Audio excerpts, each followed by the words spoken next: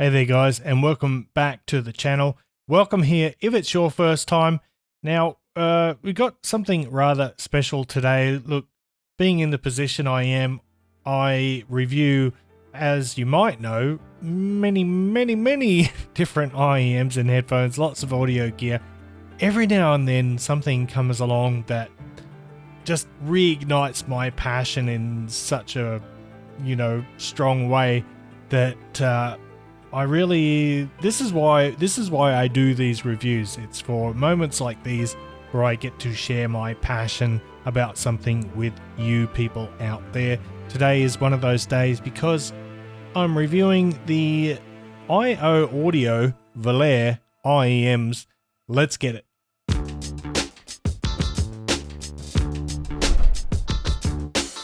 What's cracking, audio fans? David here from Prime Audio Reviews. So starting with the Volare here, first of all, the price is $599.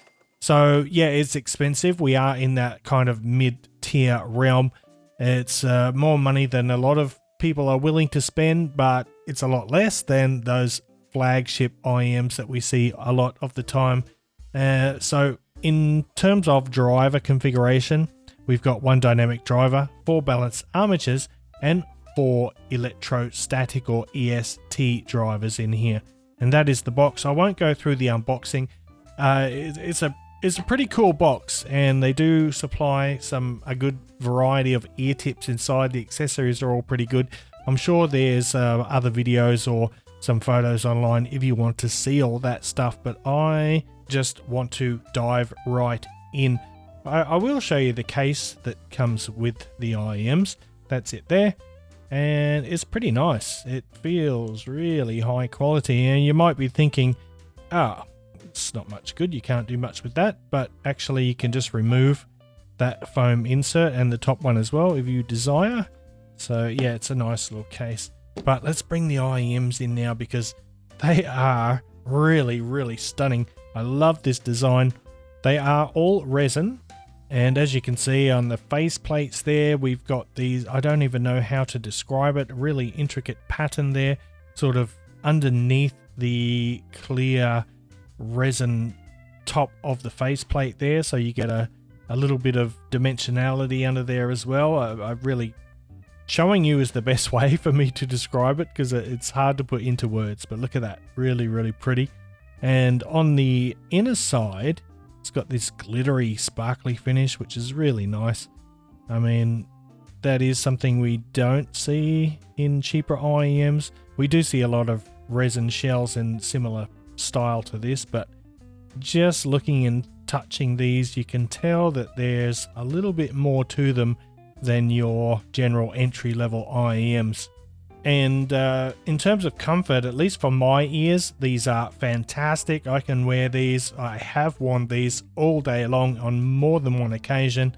Let's have a look at the cable. Now, at first glance, it looks kind of generic, but it's actually a really good cable. It's an 8-strand or 8-core, as some people say, cable.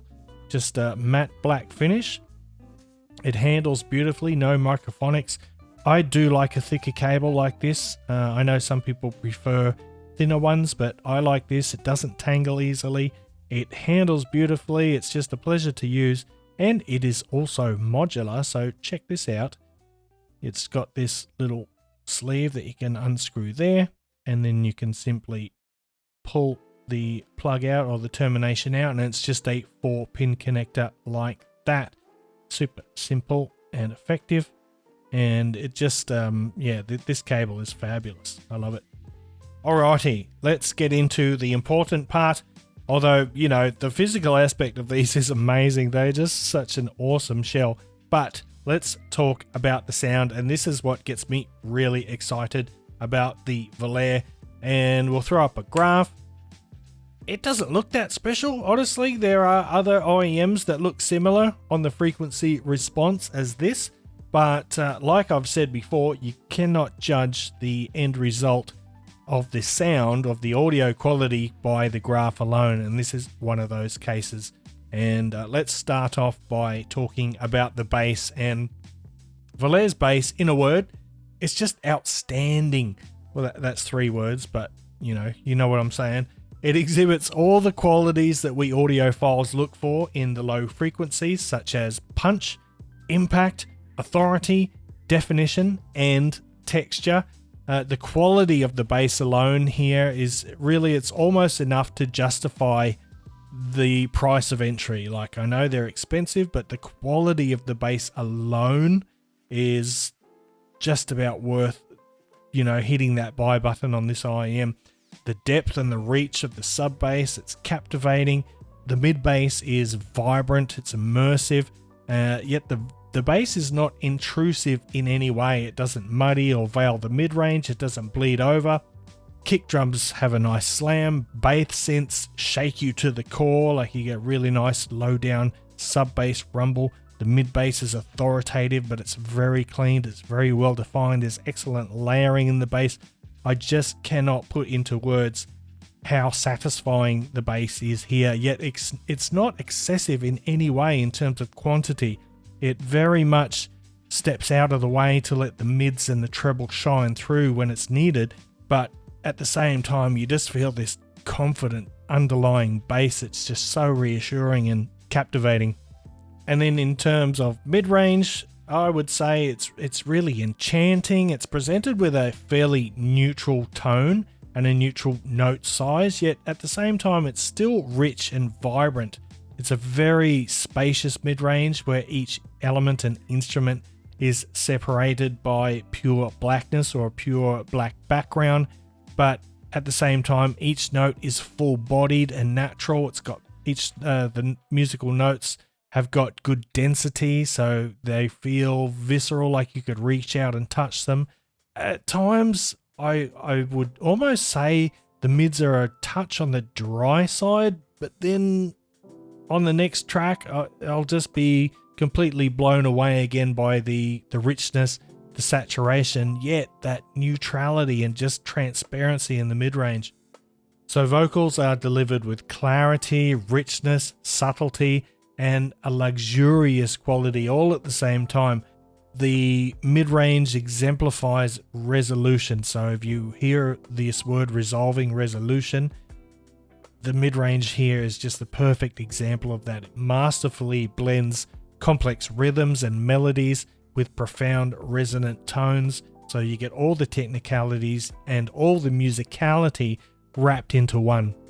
And then finally, Volaire's treble. It's the proverbial icing on the cake. It shines, it sparkles, it shimmers, yet it doesn't show any signs of sibilance or sharpness or harshness. It's precise, it's crisp, it's got a nice airy quality. Cymbals, crash cymbals decay naturally, but a beautiful airy presence. It's almost, I'd almost call it a warm treble, but it's not really because it's just so precise. It is, again, neutral in its tuning. The extended high frequencies, they've got great micro detail retrieval, lots of texture in there, brings out all the nuances in the treble that lesser IEMs would gloss over or miss completely, like finger squeaks on guitar strings, whispers of breath against a flute, the shimmer on ride cymbals. All these things are rendered so lifelike and really vivid. Yet the treble remains smooth and fatigue-free even during long listening sessions. I can listen to these all day long, and honestly, when I get in the zone with these, I do not want to think about real life in the least. I just want to kick back and just soak it all in. And then when it comes to soundstation technicalities, the instrument separation is boss. It's really impressive. You get this beautiful black background, you get nice crisp clean transients, the stereo left and right stereo imaging is exceptional, but that's just the beginning really. Like, Volare goes beyond just great imaging. It offers incredible depth and a nice wide soundstage, an expansive and large scale soundstage. It makes you feel like you're in the center of the music, and the precise imaging of the instruments, it all adds to the immersive experience. It's really the pinnacle. Like, this term 3D holographic, it gets thrown around way too loosely by these all reviewers. They're all talking about 3D holographic soundstage, but honestly, if you want to know what that sounds like, have a listen to the Volare here, because this really does do just that. What sets these apart though in the end is not just how technically adept and nimble it is, but also how it's so engaging, it's musical, and it completely immerses you in the music. And it's hard for me even to think of something I would compare these with. Like, I have a lot less products in this mid-tier range than I do in the budget segment, obviously. But even things like the Earsonics Onyx, while it's a fantastic, fun, engaging IEM, doesn't come close here. I've also got several more expensive IEMs, like double the price of these. Some of those don't even come close in terms of overall performance. Every now and then, you just get lightning in a bottle, and I think that's what the IO Audio Volare is.